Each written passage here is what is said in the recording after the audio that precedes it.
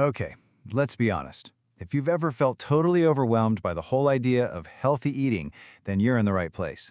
We are going to break down a really simple philosophy that makes cooking not just fast and affordable, but actually delicious.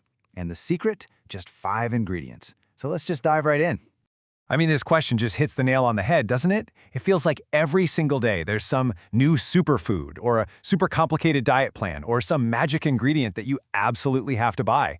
It's just so overwhelming. And honestly, it's enough to make you just throw your hands up and give up before you even start.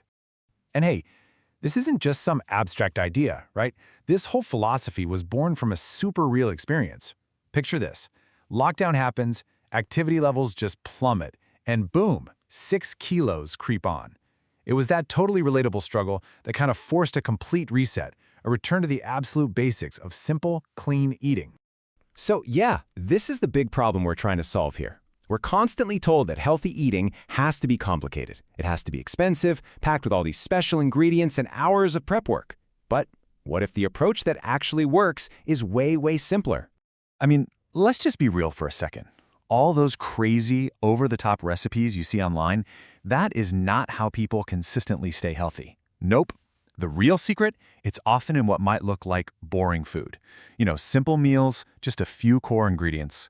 Sure, it might not get as many likes as a giant burger, but trust me, it's what really works day in and day out. And that brings us to the solution. We're calling it the 5-ingredient philosophy. And here's the most important part. This is not some strict, miserable diet. It's a flexible framework. Seriously, just think of it as a simple rule of thumb you can use to whip up countless healthy meals really fast. Okay, so here's the rule in a nutshell. Every single meal you make is built around just 5 main things. 5. And the best part is they aren't set in stone. Think of them like empty slots you can fill with whatever you have on hand.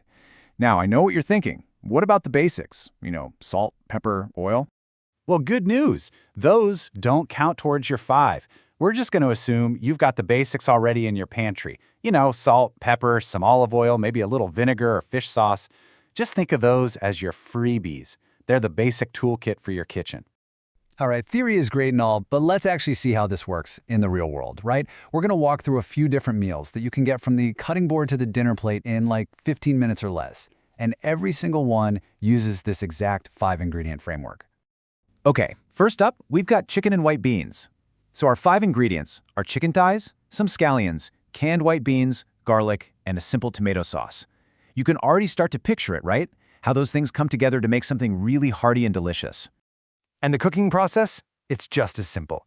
You're going to get that chicken skin side down in a pan to get it nice and crispy. And while that's going, you just build your bean base with the garlic and tomato sauce. That's it. Spoon the beans on a plate, put that crispy chicken right on top, and you've got this beautiful, rustic dish in just a few minutes. All right, let's switch gears completely. Let's do a totally different flavor profile. How about a shrimp and pumpkin curry? So for this one, our 5 core ingredients are pumpkin, coconut milk, shrimp, garlic, and ginger. You can almost taste that warm, comforting flavor just thinking about it. And hey, are you starting to see the pattern here? It's the exact same simple logic. First, you saute your aromatics, your garlic and ginger, to build that flavor base. Then, you simmer your main vegetable till it's nice and tender. And finally, you throw in a quick cooking protein right at the very end. This is so key. You're not just memorizing a recipe, you're learning a pattern.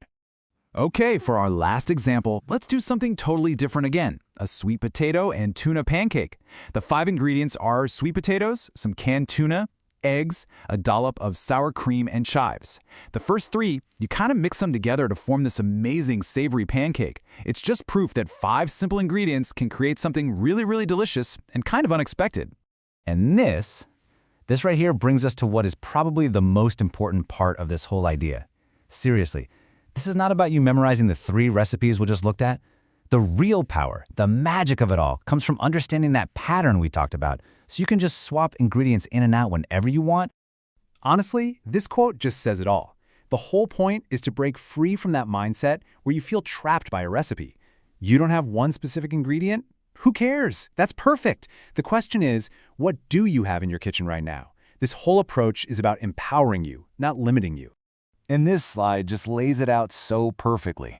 So, the recipe calls for pumpkin, but you don't have any? Fine, use sweet potato or squash.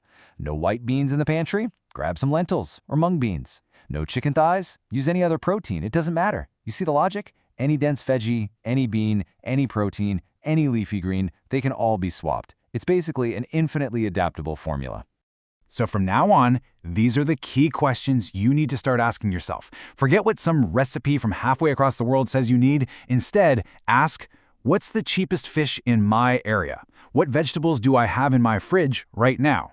Let whatever is in season or on sale be your guide. Use your own local market as your cookbook.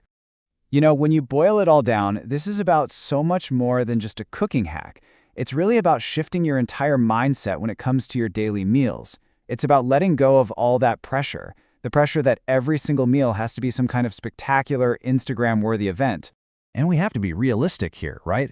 Is a simple, healthy dish you whipped up in 15 minutes going to be as mind-blowingly good as a perfect pizza or a piece of fried pork belly? Well, of course not, and that is totally okay. We've got to stop comparing our everyday fuel with our occasional treats. They serve two completely different purposes. And this is really the big takeaway. Think about it like this.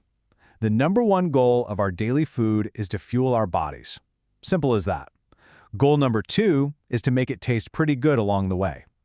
If you can do both of those things and do it in a simple, stress-free way, you've already won. That's the whole game. So I'm going to leave you with a little challenge. Sometime this week, I want you to look in your fridge, think about what's on sale at the grocery store, and just ask yourself,